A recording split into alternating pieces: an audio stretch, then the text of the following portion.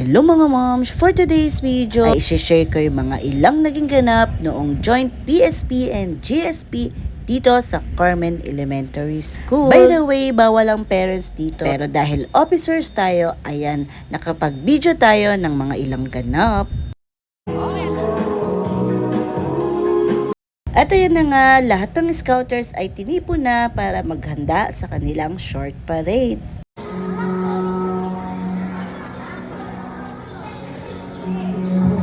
Ano na yun?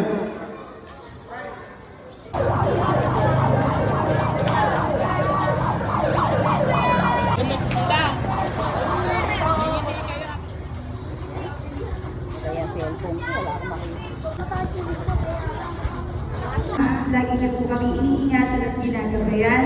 Ipapasalamat po kami Ama sa buhay at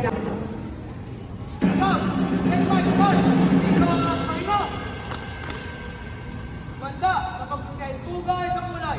Kulay ang banda. Bit-bit pag-isag na.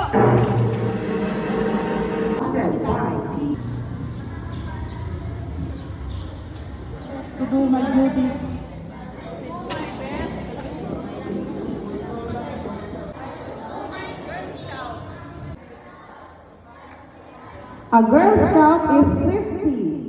A Scout is clean thought. Magandang umaga po sa inyong lahat. Okay mga bata, ngayong araw po pinagdiriwang po natin sa backyard camping. Sana po isa puso ng bawat bata yung matututunan. Okay, so, good morning! Para Scout at Girl Scout ay laging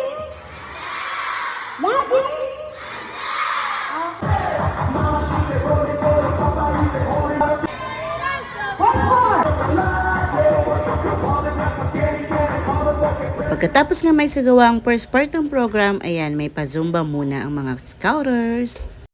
So ngayon, ipagdiriwan natin yung ating joint BSP GSP backyard camping. At after nga ng mga message ng mga punong abala dito sa BSP and GSP camping, ayan na, sinimulan na ang mga pagrampa ng mga kagandahan, nagkikisigan ng mga representative ng bawat grupo.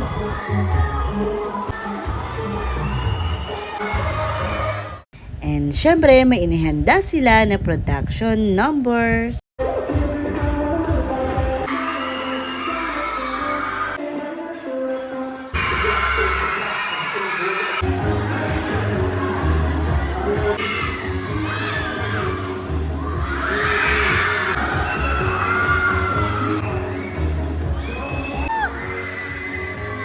Nakakatuwa talaga itong mga scouters na to dahil kanya-kanya silang paandar. At isa pa, friendly competition to, ramdam na ramdam mo sa kanila kasi kahit kalaban nila ay chinisure nila. Yellow Jaguar.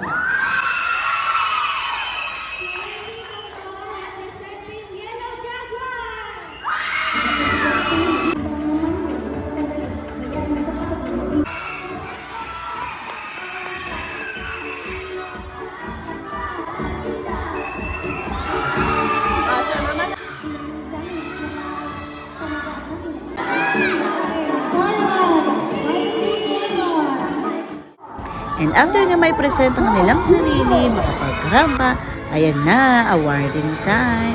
Thank you so much judges and congratulations sa lahat.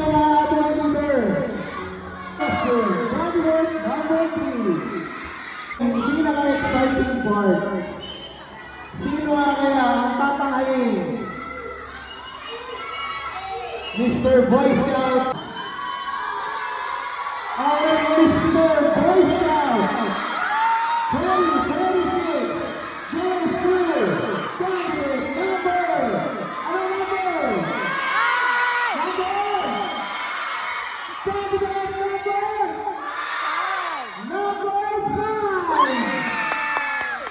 Our Mr. Boy Scout 2026 goes to candidate number 5. Ayan, si Sander. Congratulations. And for our Miss GSP 2026, goes to candidate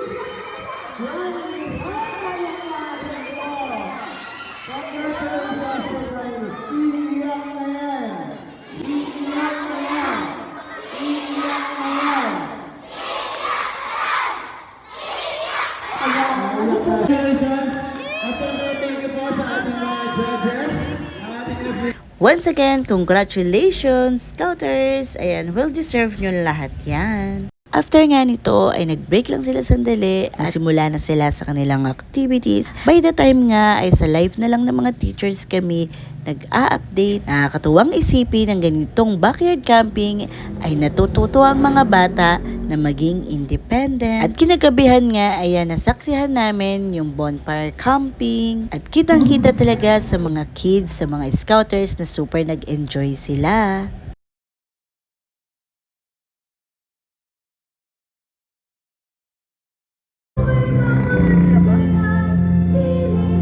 Sila talaga yung naging church din.